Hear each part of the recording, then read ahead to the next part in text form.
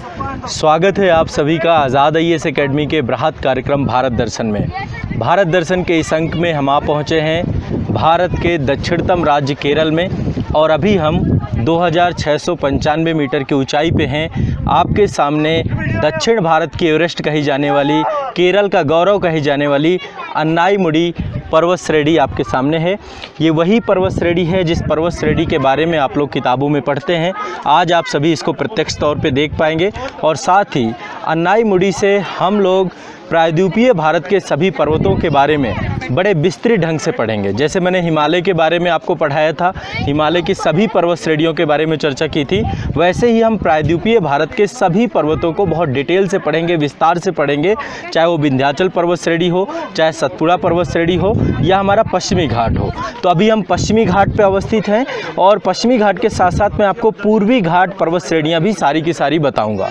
तो नीलगिरी पर्वत श्रेणी जो कि आपकी तमिलनाडु में है, उसी से जुड़ी हुई अन्नामलाई और अन्नामलाई का ही विस्तार आपका ये जो अन्नाईमुडी पर्वत श्रेणी है आपकी, ये दक्षिण भारत का सबसे ऊंचा शिखर है, सबसे हाईएस्ट पीक है। इसके बाद बहुत सारे पीक हैं यहाँ पे। दोंडाबेट्टा इसका दूसरा सबसे हाईएस्ट पीक है जो कि तमिलनाडु में है। तो आज के सेशन में हम बहुत डिटेल से, बहुत विस्तार से इसको पढ़ेंगे। तो जैसा कि आप सभी जानते हैं कि हम आप सभी के संपूर्ण पूरे पाठ्यक्रम को, कंप्लीट सिलेबस को IAS-PCS के व्यवहारिक धरातल पर भारत दर्शन कार्यक्रम के थ्रू पढ़ाते हैं।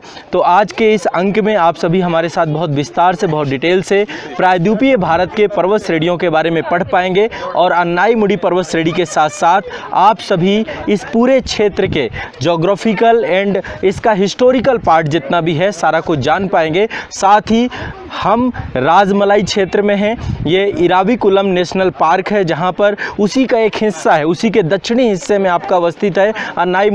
तो इराविकुलम नेशनल पार्क का जो प्राकृतिक दृश्य है, रमणीक दृश्य है, उसके बारे में भी जान पाएंगे। वैसे राष्ट्रीय उद्यानों को लेकर मैंने जिम कॉर्बेट नेशनल पार्क में और पन्ना बायोस्फीयर रिजर्व में काफ़ी सारी चीज़ें विस्तार से बताई थी। तो इराविकुलम नेशनल पार्क में ज़्यादातर नीलगिरी तहेर ही पाए जाते हैं और साथ ही यहाँ पे चाय बागान क्षेत्र है। ये मुन्नार का क्षेत्र है, मुन्नार से 15 किलोमीटर दूर है आपका राजमलाई क्षेत्र। तो दक्षिण भारत में केरल के और विश्व के प्रसिद्ध पर्यटक स्थलों में से एक है। तो चलिए आज के सेशन में आप सभी एक बार पहले इस प्राकृतिक दृश्य को आप बहुत विस्तार से देख लीजिए। इसके बाद फिर मैं आपको बहुत डिटेल से, बहुत विस्तार से प्रायद्वीपीय भारत की जितनी भी पर्वत श्रेणियां हैं उन सभी पर्वत श्रेणियों को विस्तार से पढ़ेंगे। देखिए यहाँ पर अभी आपको मैं जस्ट दिखाऊंगा जो अन्नामुडी है, आपकी अन्नामुडी पीक है। दरअसल इसका जो शाब्दिक अर्थ है वो है हाथी का माथा। तो एक बार यदि अन्नामुडी पीक को आप देखेंगे तो शायद आपको ये हाथी के माथे जैसा ही लगेगा। एक कंप्लीट हाथी जैसा स्वरूप इस पर्वत श्रेणी का है। इसका सर और साथ ही इसका जो विशाल इसका जो शरीर है उस रूप में पर्वत श्रेणी पूरी की पूरी है। तो ये स्थलाकृति पूरी तरीके से इसका जो सबसे हाईएस्ट पीक है वो हाथी के माथे जैसा लगता है। इसको हम ऊपर से भी दिखाने का प्रयास करेंगे आपको और इसी कारण से इसे अन्नामुडी या अन्नाईमुडी के नाम से जानते हैं। 2695 मीटर की हाइट पे अवस्थित है। इसके बाद दूसरे नंबर पे तमिलनाडु स्थित दोंडाबेट्टा आपकी दूसरी पीक है। तो चलिए अब विस्तार से एक एक करके आप मेरे साथ इस पूरे रमणीक पर्यटक स्थल को देखेंगे। अन्नाईमुडी पीक के हम हाइट पे भी जाएंगे और इसके बाद आप डिटेल से, समग्रता से पूरे पाठ्यक्रम की दक्षिणतम भारत की जो ज्योग्राफिकल विषय वस्तु है, हिस्टोरिकल चीज़ें हैं, उन सबको बहुत समग्रता से, तथ्यात्मक तौर पे और कुछ जो रोमांचक बातें हैं वो सारी चीज़ें मैं आपको बताऊंगा। तो चलिए आरंभ करते हैं इस जर्नी को। आप मेरे साथ पूरे नज़ारे को देखते जाएंगे और मैं आपको सारी चीज़ें बताता जाऊंगा। इससे आप सभी जो है पूरे भारत दर्शन कार्यक्रम के अंतर्गत भारत को जान पाएंगे। ज्योग्राफिकल जो चीज़ें किताबों में पढ़ते हैं उनको व्यवहारिक धरातल पर देख पाएंगे और साथ साथ परीक्षा उपयोगी जो तथ्य हैं वो आप सभी को याद होते चले जाएंगे। तो चलिए प्रारंभ करते हैं इस जर्नी को। आज से शुरू होकर के केरल पर खत्म होने वाली पश्चिम घाट की पर्वत श्रृंखलाओं में सबसे ऊंची पर्वत चोटी आप सभी के सामने है। अब यहाँ पर जितने भी भौगोलिक विविधताएं उन सभी को आप देखेंगे। यहाँ पर एक विशेष प्रकार के वन पाए जाते हैं जिनको हम 16 फॉरेस्ट कहते हैं, है ना। तो 16 वन अभी आप लोग देखेंगे भी और इनके बारे में मैं विस्तार से यहाँ पे बताऊँगा। यहाँ पर एक विशेष प्रकार का पुष्प भी होता है जो कि 12 साल में एक बार होता है। नील कुरुंजी के बारे में आप सभी ने पढ़ा होगा, इससे प्रश्न भी आते हैं। तो आप देखिए आपके सामने एक बोर्ड है 16 फॉरेस्ट को लेकर के। अब मैं आपको एक बार 16 फॉरेस्ट बता देता हूँ, इसके बाद दक्षिण भारत की सभी पर्वत चोटियों के बारे में पढ़ेंगे। आप इस दृश्य को देखिए, सारे फॉरेस्ट आप देखते हैं एक विशेष प्रकार के वन हैं, 16 फॉरेस्ट बोलते हैं दक्षिण भारत में। तो जो ये 16 वन हैं दक्षिण भारत के केरल, कर्नाटक, तमिलनाडु राज्यों पर उच्च ऊंचाई वाले क्षेत्रों पर फैले हुए हैं और उष्णकटिबंधीय पर्वतीय वनों के अंतर्गत हम इनको रखते हैं, क्योंकि आपको पता है केरल आपका जो है 0 डिग्री के नज़दीक है, 8 डिग्री 4 मिनट से आपका प्रारंभ होता है। तो ये आप देखेंगे अभी 16 फॉरेस्ट है, डेंस फॉरेस्ट है और यहाँ पे बहुत अच्छे से टूरिज्म के दृष्टिकोण से इस एरिया को बना के रखा हुआ है। हम इराविकुलम नेशनल पार्क पे हैं, वहीं पर ये 16 फॉरेस्ट हैं। तो ये 16 वन जो है आपके घाटियों में पाए जाते हैं मुख्य तौर पे, और पर्वतीय घास के मैदान के रूप में भी देखा जाए तो इनको हम देख सकते हैं। यहाँ पे बहुत डेंस जो है घास के मैदान भी पाए जाते हैं। तो 16 और घास के मैदान मिल करके ही 16 घास मैदान परिसर भी बनाते हैं, जिसको हम मोजेक कहते हैं। तो यहाँ पर जितना भी ये वन है ये फॉरेस्ट है, और साथ ही यहाँ पे जो हमें ग्रासलैंड मिलती है, दोनों को मिलके देखें तो इसको मोजेक कहा जाता है या मैदान परिसर भी कहा जाता है। दोनों को मिला करके आप देखेंगे यहाँ पे घास भी दिखेगी नीचे, है ना, आप देख पा रहे होंगे। तो ये फॉरेस्ट एरिया है पूरा का पूरा। और दक्षिण भारत में 16 वनों को ये एक तरीके से तमिल शब्द सोलाई से लिया गया है, जिसका अर्थ है उष्णकटिबंधीय वर्षा वन, है ना। 16 वन आपके उष्णकटिबंधीय वर्षा वन होते हैं। अब देखिए बहुत ही मनोरम दृश्य आप सभी के सामने है, और यहाँ पर देखिए जो हमारी अन्नामलाई पर्वत श्रेणी है वो आपको दिख रही होगी, कार्डमम हिल्स भी यहाँ से दिख रही हैं। 16 वनों की बात करें तो एक तरीके से अब धीरे धीरे ये जो वन हैं आपके, ये आपके जो है अब संकट ग्रस्त होते जा रहे हैं, बहुत बड़े स्तर पे इनका कटाव चल रहा है। ये देखिए ये हम सबसे ऊपर वाले हिस्से पर हैं, और यहाँ से आपको ये हाईएस्ट पीक दिख रही है अन्नामुडी। यहाँ से आगे जाने नहीं देते क्योंकि नीलगिरी तहर आगे हैं, और बहुत सारी हमारी जो जनजातियाँ हैं उनका निवास स्थान है यहाँ पर केरल में, उनके कारण से इस एरिया के बाद आगे का एरिया आपका प्रोहिबिटेड कर दिया गया है, ठीक है। तो ये सबसे अंतिम एरिया है, कभी आप टूरिज़्म के लिए आएंगे तो आप यहाँ पे देख पाएंगे इन चीज़ों को। और यहाँ पर ये जो फॉरेस्ट एरिया है तो इसके बारे में आपको बता रहा हूँ कि लगातार जलवायु परिवर्तन के कारण से, मानव के प्रवेश के कारण से अब ये पूरी जो 16 वन है ये संकटमय होते जा रहे हैं। और दरअसल इन जो 16 पेड़ होते हैं ना, इनकी प्रजातियों की जो है पुनर्जनन दर बहुत कम होती है, जल्दी स्थापित नहीं हो पाते हैं और जलवायु परिवर्तन के प्रति बहुत संवेदनशील होते हैं। तो ये जो 16 घास के मैदान हैं और 16 वन हैं, ये धीरे धीरे बहुत तेज़ी से काटे जा रहे हैं, और हिल स्टेशनों को डेवलप करने के लिए भी इनको काटा जा रहा है। पश्चिमी घाट में बहुत सारी हमारी जो है खनिज पाए जाते हैं, बॉक्साइट पाए जाते हैं, ग्रेनाइट पाए जाते हैं। इन खनन गतिविधियों के कारण भी इनका विनाश हो रहा है। बहुत सारे बांध बनाए जा रहे हैं यहाँ पर, है ना। ये आपका नेशनल पार्क को इराविकुलम नेशनल पार्क है आपका। तो यहाँ पर बहुत सारे बांध बनाए जा रहे हैं, जल विद्युत परियोजनाएं बनाई जा रही हैं, उनको लेकर के ये पूरे के पूरे जो फॉरेस्ट एरिया इनको हम देखते हैं। अब देखिए 16 वन पे एक बहुत विशेष प्रकार का जो है पुष्प पाया जाता है, और ये पुष्प 12 साल में एक बार ही ये पुष्प जो है यहाँ पर होता है। तो ये है नीलकुरुंजी पुष्प। जब ये फूल यहाँ पे होता है नीलकुरुंजी, तो पूरा का पूरा ये पहाड़ आपका जितना भी पर्वत देख रहे हैं ये पूरा नीले रंग से रंग जाता है, ठीक है, आच्छादित हो जाता है। तो पश्चिमी घाट में 1800 मीटर की हाइट पे 16 घास के मैदान पाए जाते हैं, और वहीं पर नीलगिरी पे जो नीलगिरी पर्वत श्रेणी है ना, इसी अन्नामलाई के जस्ट बगल में आप देख रहे हैं ये नीलकुरुंजी को लेकर नीलकुरुंजी गार्डन है। अभी तो यहाँ पे पुष्प देखने को नहीं मिलेगा, ये आप देख पा रहे हैं जैसे ये छोटे छोटे पौधे दिख रहे हैं, इन्हीं में नीलकुरुंजी होता है, और पूरे पहाड़ में ये पौधे पाए जाते हैं, तो पूरा नीले रंग का हो जाता है। नीलकुरुंजी गार्डन के तौर पे ये बनाया गया है। अभी तो हम यहाँ पे नहीं दिखा पाएंगे आपको, जब कभी नीलकुरुंजी अगले 12 वर्ष बाद होगा तो एक बार इसको देखेंगे। ये पूरा का पूरा पौधा जो है 12 वर्ष में एक बार ही पुष्प देता है, ठीक है, और इसलिए ये जो है आपका बहुत ही इम्पोर्टेंट हो जाता है। पूरा पहाड़ नीला हो जाता है, मुन्नार का दृश्य बहुत ही शानदार हो जाता है, और आप देख सकते हैं ऊपर का आसमान भी नीला हो और नीचे भी नीला हो, तो आप मौसम का अंदाज़ा लगा सकते हैं कि कैसा भी होगा। तो नीले रंग के फूले चादर और केरल की खूबसूरती जो है हर 12 साल में बहुत बेहतर हो जाती है।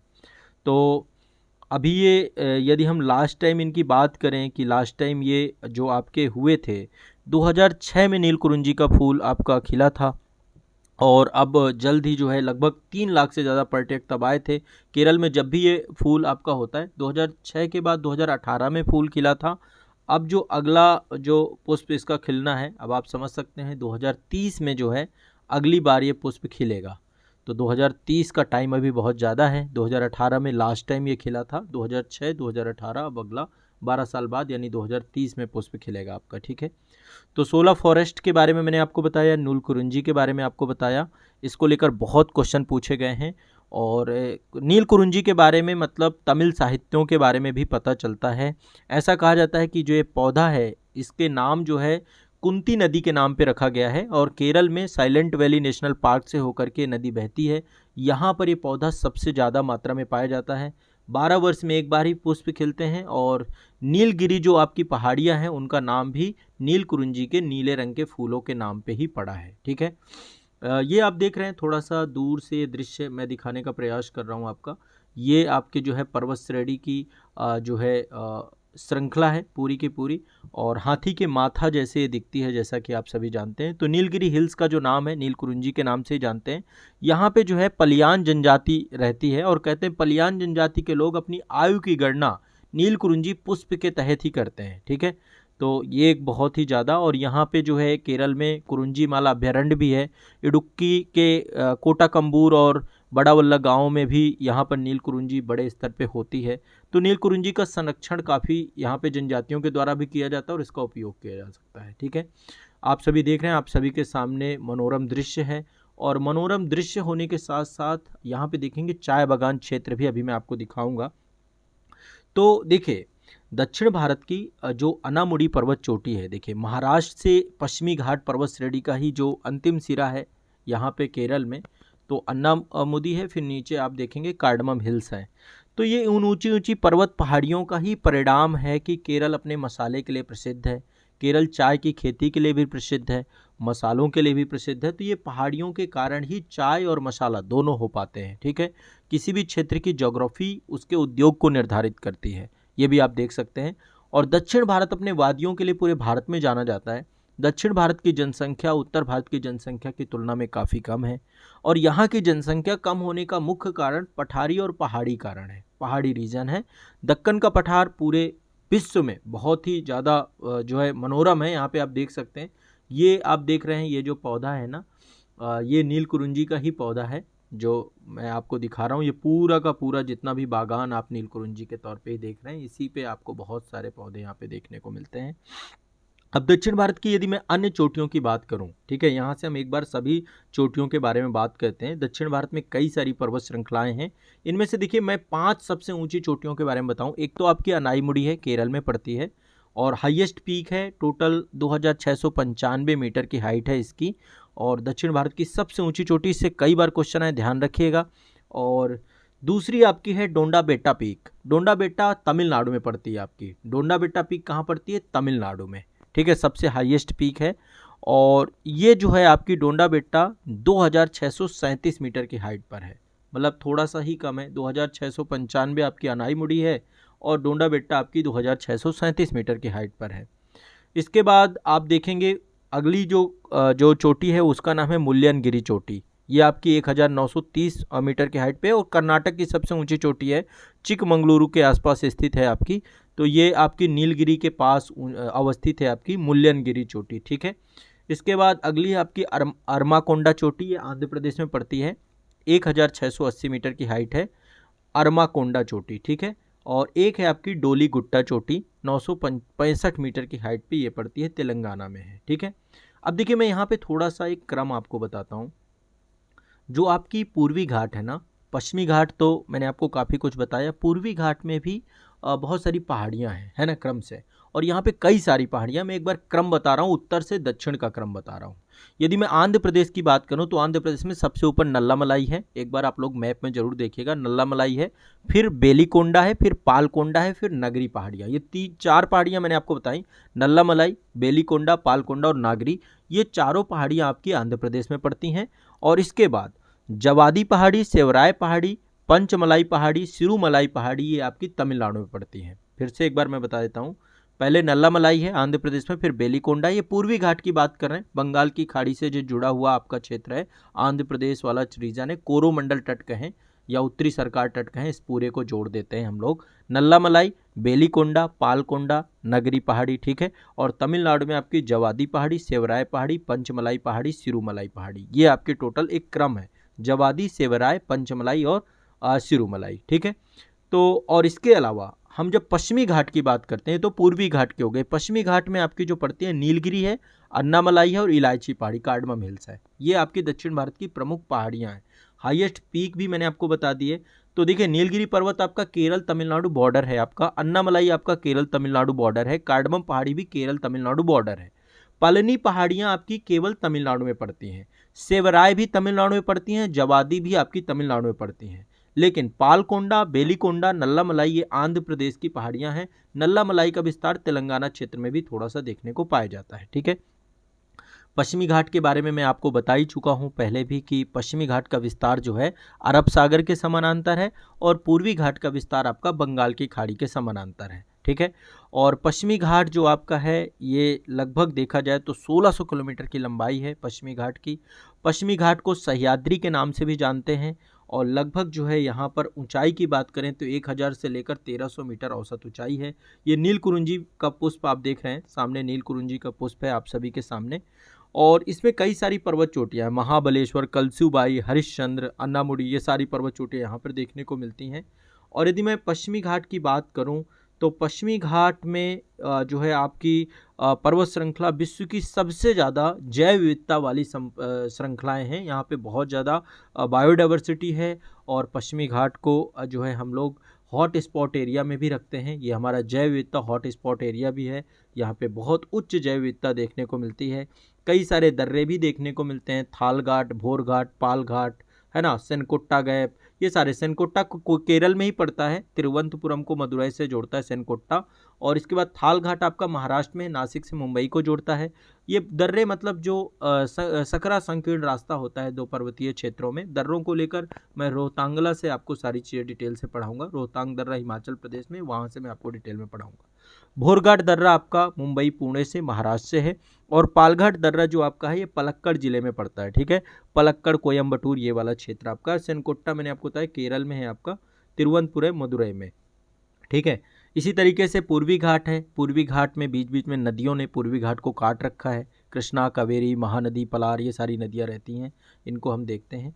तो मनोरम दृश्य आप सभी देख पा रहे होंगे।